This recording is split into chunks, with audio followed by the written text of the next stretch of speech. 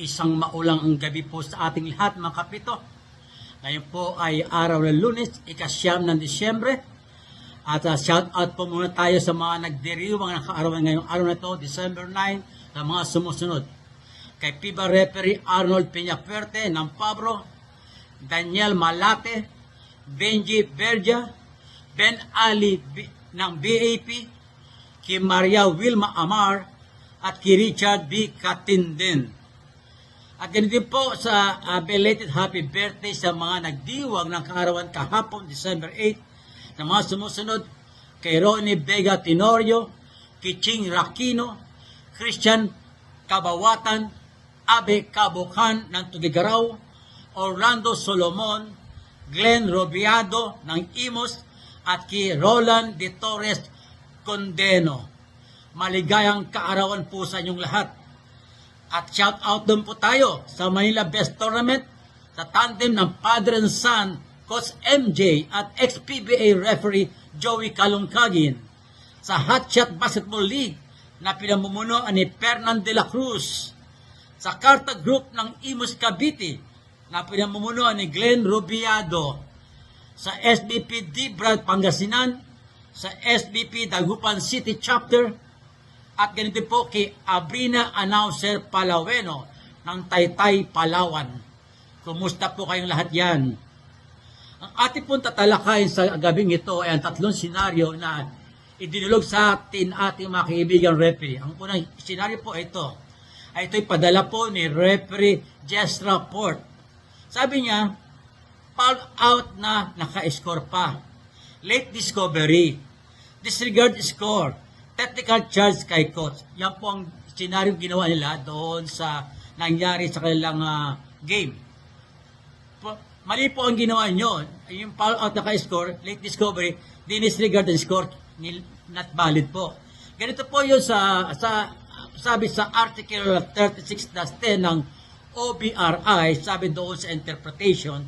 By the way, yung foul out po, yung po yung excluded player ang tawag po doon. Pag foul out, excluded player ang tawag doon. Sabi kaya doon sa scenario niya, excluded player na naka-score pa.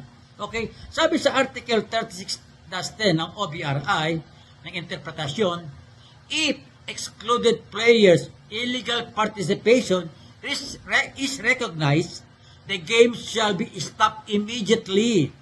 Excluded players' head coach shall be charged with a technical foul entered as B1. Excluded players' goal shall count. Counted pa po. Everything happens from illegal participation until it was recognized shall be all valid. Valid po lahat na nangyari doon. Mga foul doon, violation, whatever. Pati po yung na-shoot ng foul out player, counted po yun. Yun ang sabi sa OBRI. Kaya po yung senaryong ginawa nila referee Jess Rapport doon sa lugar nila, na foul out na score, late discovery, na ninolipad yung basket. Kaya tama po yung technical charge sa coach. Ibabasket po natin yon. Yun yung sabi sa Article 36-10. Ito naman po ang pangalawang senaryo. By the way, after nung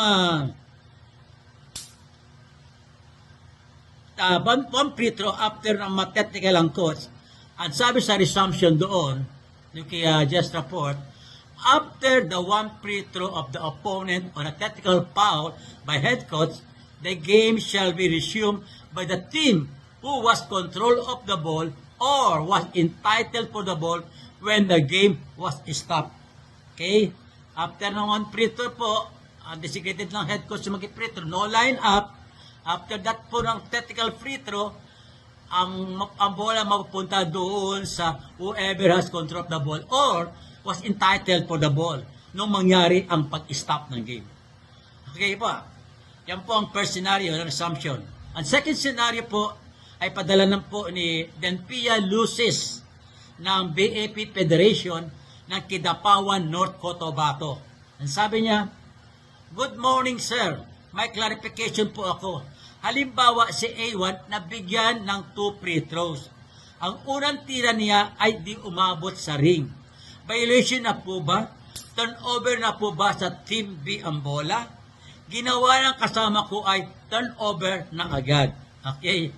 Sabi ko, ito po ang aking kasagutan doon sa scenario na pinadala ni Denpian Luces. No? Sabi ko, no, it is not automatic turnover.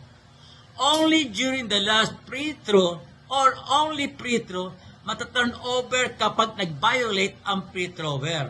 So, ang ibig sabihin doon, kung binigyan siya ng 2 free throw, yung first free throw niya ay nag-violate siya, kapos, ito mama siya rin, ibibigay natin pangalawang free throw, hindi pwede turnover. Kung 3 free throws siya, yung first free throw niya kapos, yung second free throw niya kapos, bibigyan pa rin natin siya ng isa pang free throw, yung third free throw. So, magka-turnover lamang pag nagkaroon ng violation doon sa last free throw or only free throw.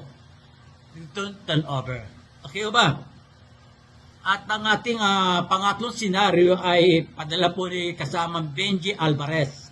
Sabi niya, Sir, pwede magtanong, halimbawa si A1 at A2 naglalaro sa loob.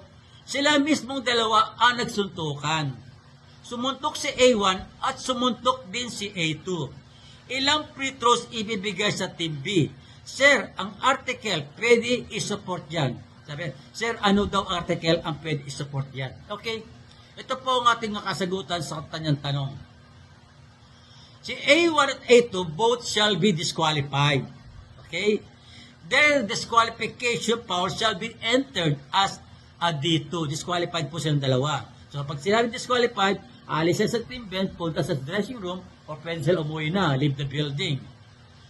Team B shall have 4 free throws with no lineup. The head coach shall designate the free thrower. Bakit po 4 na free throw? Dahil dalawa po na disqualified. Na bawat disqualification, meron 2 free throw. Okay pa? Okay po ba? Sabi, saan po susupport yung anong supporting article dito? Sabi doon sa article 33.3.4, sabi doon, the number of free throws shall be awarded as follows. 2 free throws, and since there are 2 players disqualified, 4 free throws shall be awarded. Okay? Kaya 4 po. Dalawa po ang disqualified. At isa pa doon, sabi niyan, A1 and A2 shall be disqualified based in Article 38-7 ng OBRI. Sabi doon, any flagrant unsportsmanlike action by a player directed against any member of their own team. Kakampi niya po. Kaya, pwede nga po doon sportsmanlike o tinateknika lang magkakampi.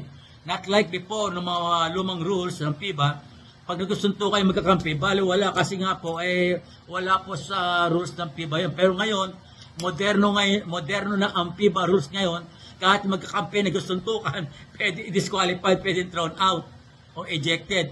Yan po ang magandang ano ngayon.